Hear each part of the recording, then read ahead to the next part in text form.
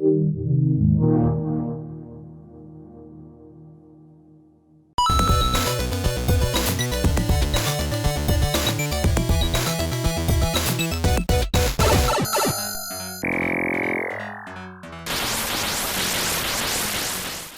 Worlds, or Lost Worlds as it's known in Japan, hit US arcades in the year 1988.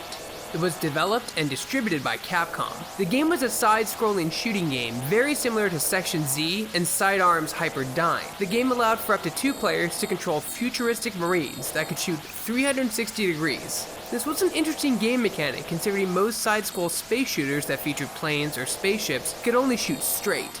The funnest thing about the game itself was the amount of awesome power-ups you could obtain while playing, my personal favorite being the burner. There were many others, and part of the charm of the game was getting them and finding out what each one did. The story was near non-existent. You had to kill some apocalypsed horn dude or something. I really never understood what in the world was happening story-wise in this game. The voice work was subpar at best, but then again it was 1988, so people didn't expect much.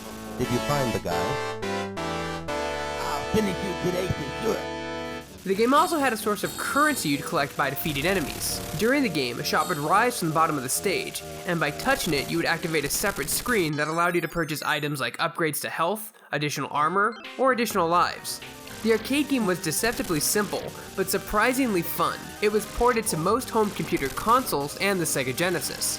The Sega Genesis port was nearly identical in every way from the arcade version itself, minus some music and sprite changes. The game was a blast to play, and I highly recommend it to anyone looking for a mindless shooting game. My brother and I spent hours on this game on our Sega Genesis back in the day. Have a suggestion for an arcade corner? Tweet me and include #ArcadeCorner. For more videos like this and everything else gaming related, you're already in the right place. You're on ShackNews.com.